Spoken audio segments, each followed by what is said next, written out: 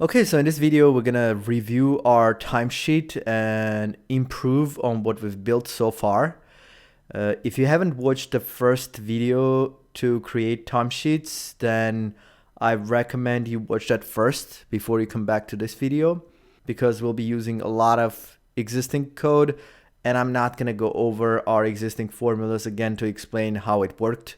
So if you don't understand what's happening here, you should definitely watch the first video to understand what's happening in that video and then come back to this video and it will make a lot more sense.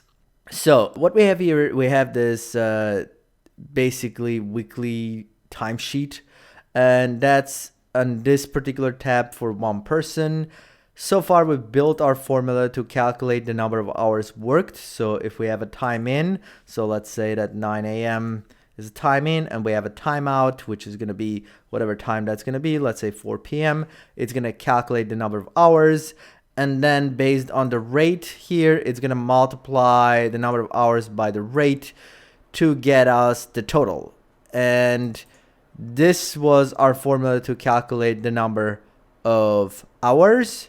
And this was rounded up with this mround function to basically half-hour increments. Now, if you don't want to round that up, which I probably don't, I'm going to remove that. So what I want to do, let me drag this down really quickly here.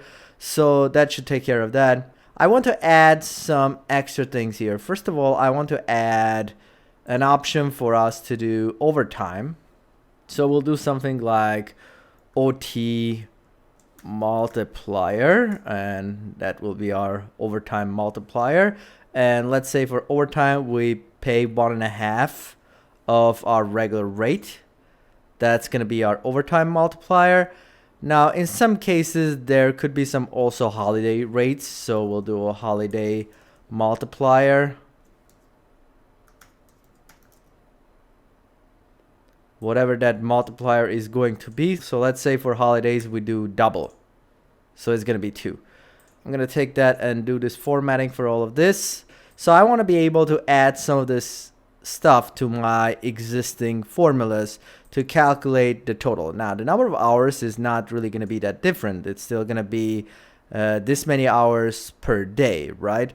So what we want to do, we want to figure out if that's a holiday multiplier, how much they're getting paid, and if it's overtime multiplier, how much they're getting paid.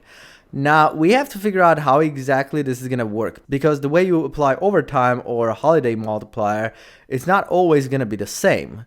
So in most cases, I suppose the way it works is that it goes by weekly hours. So if you work over 40 hours per week, then you get overtime. And for holidays, you just get your holiday multiplier. Now, if you do overtime on holidays, I guess you might get the overtime multiplier on that too. Okay, so that's gonna vary. And in some cases, I guess if it's a holiday multiplier, you don't get the overtime multiplier. So this is the problem with this like overtime and holiday multiplier calculations, because it's not always going to be the same, I guess, in every case. So you could think about overtime in some simple cases as if you just work over 8 hours on that particular day, the rest of the hours is overtime. And if it's not, the rest of the hours is not overtime. So that's also another way to think about it. So that would be actually the easy case. If we just think if it's over 8 hours per day, the rest of the hours is going to be overtime. So first of all, what I'm going to do, I'm going to remove this total because that's really useless at this point. I'm going to add a few other columns. One is going to be an option for us to check if that's an holiday rate or not. And what I'm going to do, I'm simply going to just make this a checkbox. So I'm just going to highlight all of these. I'm going to go under data. I'll do data validation. And I'll use checkbox. I'm just going to do save. And now we'll have a checkbox for us to just check the box if it's supposed to be holiday rate or not. For our overtime, we need to figure out how many hours are overtime from those hours. So let's start with a simple case. Let's say we're just gonna go with this idea that if we work over 8 hours per day, then we're gonna get overtime with our multiplier for anything that's over 8 hours. So to do this, we'll do our wage calculation, I guess. Let me add a couple of other time in, time outs here.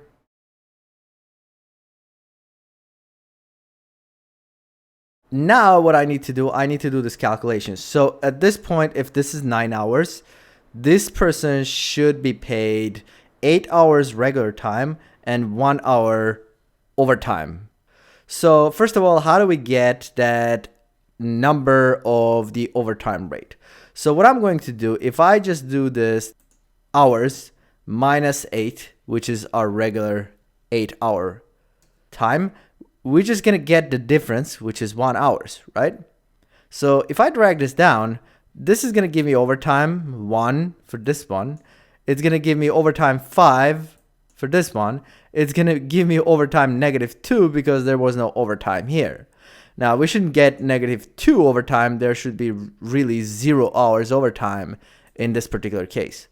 So one way to handle this, you can say if this is greater than 0, let's do that number. Otherwise, let's just do 0 to do an if formula. A better way to handle this is to use what I call a logical max. And what that is that if we use a max function, we'll provide this formula as one of our arguments. And remember, that formula is basically going to give us like 1, 4, -5, 0 sometimes, whatever that number is going to be. And I'm going to do comma and do a second argument 0. So basically, I'm letting this function choose between whatever is higher. Is the total from this function higher or the 0? And what's going to happen as a result is that if that calculation was above 0, it's just going to keep that calculation. But if it's negative, it's going to have 0 because 0 is going to be more than that negative number. So this will just give us how many hours overtime that person worked. And then we'll take that and multiply it by the rate it should be multiplied by. So if I multiply it by basically, it's going to be their pay rate multiplied by the overtime multiplier.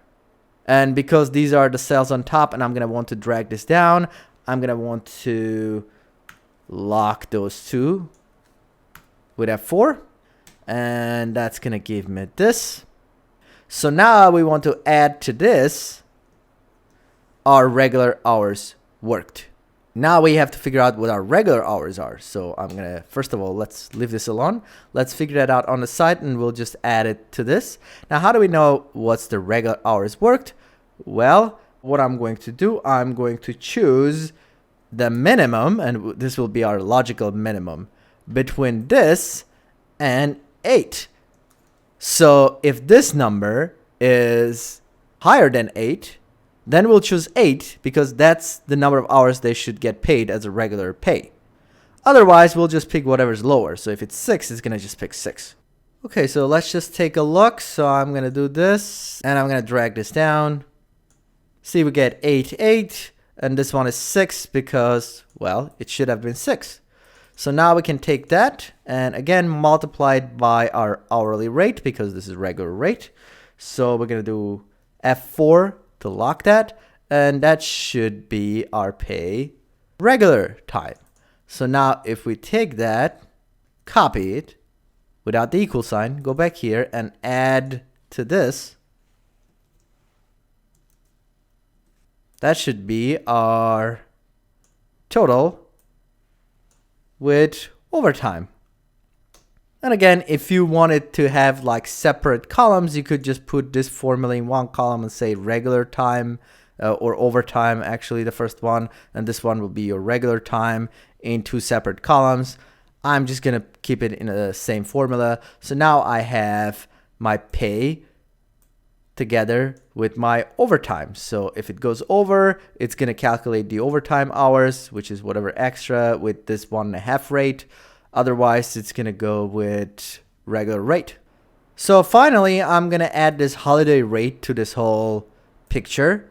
I'm going to use this checkbox. And the way we'll do it, we'll say if this, you could say if that equals to true, but I'm just going to skip that. So I'm just going to say if this, because if it's checked, it's going to be true. If it's unchecked, it's false. So we can just skip that and just say if that, then that means it's going to be checked if it's true.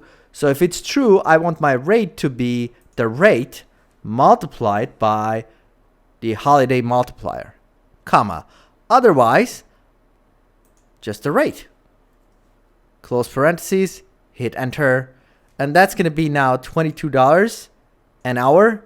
And if I check the box, doubles it, I uncheck it, it goes back to this one. So that's one way, I guess, to handle it. Another way to handle it, if we don't want to go and change this entire formula, because if I do this with this, basically now I have to go back and change this entire B3 calculation in two different spots. So here and here. So I would have to use that if function in two places, which I really don't want to do. So instead, what I'm going to do, I'm just going to take this whole thing, put it in parentheses to just group it together. What I want to do is just to figure out, do I use the multiplier or do I not use the holiday multiplier? So I'll say if this, comma, then we want to use the multiplier. Otherwise, the multiplier is going to be 1. And if I hit enter, that's just going to be 1 now. And if I check this, it's going to be 2. And what I'll do, I'll just take that formula now, copy that, and I suppose we should just lock this B5, this cell, because we're going to drag this down with F4 before we copy this. I'm going to copy that, hit escape, go back to this, take this whole thing and multiply by that. I don't really need this anymore. I'm going to drag this down. So basically, if it's a holiday, we get paid double. So see, this is 209. Check the box, 418. Uncheck, 209. And our overtime is still going to be the same way. So the way this works now, for holidays, you still get paid double. And if you have overtime over that double, you get paid another multiplier of 1.5. So that's good enough for me. I'm going to just go here and do a sum of all of this. Hit enter. There's our total. And if our multiplier for a holiday is 1.5, we can just go and change it here. And we should just get that. That's our 1.5 multiplier. And that should take care of this. I'm going to undo a couple of steps here. Get back to this. So this is if we go with this logic that if you work over 8 hours per day, then whatever goes over 8 hours is overtime. Now let's try to change this in a way that if you work over 40 hours per week, that's where you get overtime. So I'm going to make a copy of this. I'll do another 1 person. So we don't need this anymore because that doesn't help us. And we're going to start over this. So this hours calculation is, again, that's accurate. Let's just keep adding something so we get over that 40 hours. We went to 48 hours. So the way we should be calculating this is that the extra 8 hours should be with our overtime rate. We need to be able to calculate how many hours out of this is the regular hours and how many hours is overtime as we go through this. So for example, over here in the first line, this should not be calculating overtime because we haven't reached 40 hours. Then for these two combined together, it should not be calculating overtime because it's still not 40 hours. And it should keep going until at some point it's going to do our overtime hours. So let's just do something like regular hours and overtime hours for now. So we have 2 columns to work with. What I'm going to try to do, I'm going to create a sum function. And I'll do a range. So my range is going to be, let's take this colon the same thing, and you'll see why I'm doing this. So my range is basically just one cell. And what I want to do, I want to just lock the beginning of this range, this first D8. So I'll do $$ for the first D8. I'm going to leave the second one unlocked. So if I hit enter, that will just give me 9 because, well, that's 9. And if I keep dragging this down, basically this will just give me our rolling hours total. So this is 9, then this two combined is 22, then we keep going, we have 28, right? And what happens, this is our formula in the first one. When we drag it down, because we didn't lock the second one, it's gonna expand and include both of them. And then it's gonna keep doing this to add them together. Hopefully that makes sense. So this should help us to know that once we hit that 40-hour mark, like this, that extra 1 hour at this point should be overtime. So what I can do now, I can take this and apply that same idea I applied before. I'm going to take now this number and do minus 40 hours. So if I do this like that, basically what we're going to get is negative 1,888. So if it's negative here, we know that you should not be paid overtime. If it's a positive number, we know that you should get paid overtime at this point. Now, this 1 would be the overtime you should be paid because, well, that's where, like if I get back to that formula again, see this 41 hours. So at this point, you get 1 hour overtime on this one day because you went over that 40-hour mark. So I'm going to bring that formula back. But if we go to the next day on this one, you're not going to get paid 8 hours overtime. You're only going to get paid however many hours you worked, which is the 7. So the first thing I'm going to do, I'm again going to use that logical max thing, first of all, to get rid of all these negatives. So I'm going to say, let's just grab either the max of this or comma the 0. I'm going to close parentheses, hit enter. I'm going to drag this down. So that should get rid of all the negatives. Now it's just going to say 0 for the ones that were negative because there should be no overtime in that area. And the next one, this is 1 hour overtime. That's correct. And the other one going like here, this should not be 8 hour overtime. It should be 7 hour because we worked 7 hours the next day. That's the 7 hours we need. And then the other day after that, again, it should not be 8 hour overtime. It should be 0 because, well, there are no hours at all. What we're going to do, we're going to choose the minimum between this and this. So if we look between this and this, the minimum is 1. And if we look between this and this, we should be choosing not 8 but 7 because minimum is 7. And between 8 and 0, we choose the minimum. That's going to be the 0.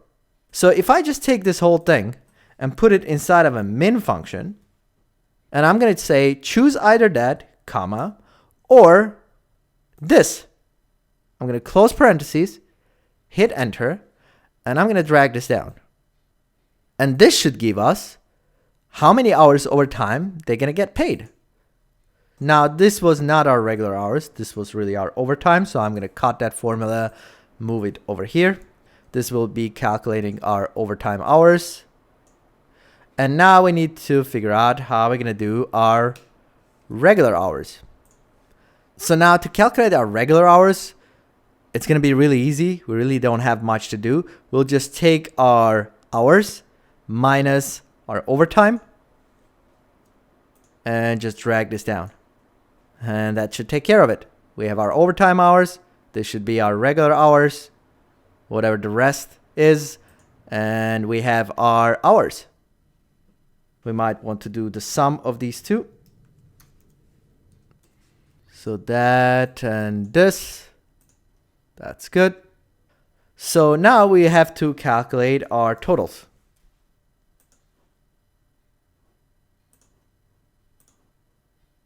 So Our regular hours are here. Our overtime hours are here.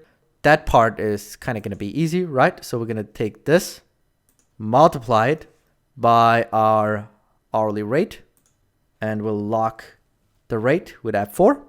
Plus, we'll take our overtime hours and multiply it by the rate, which we should lock with F4. And then we'll take that and also multiply it by our overtime multiplier. And we'll lock that with F4 as well. Hit enter. So that's our totals. So for example, here, it's going to take 0 times the regular rate, which is this, 0. And then it's going to calculate all of this with our overtime rate.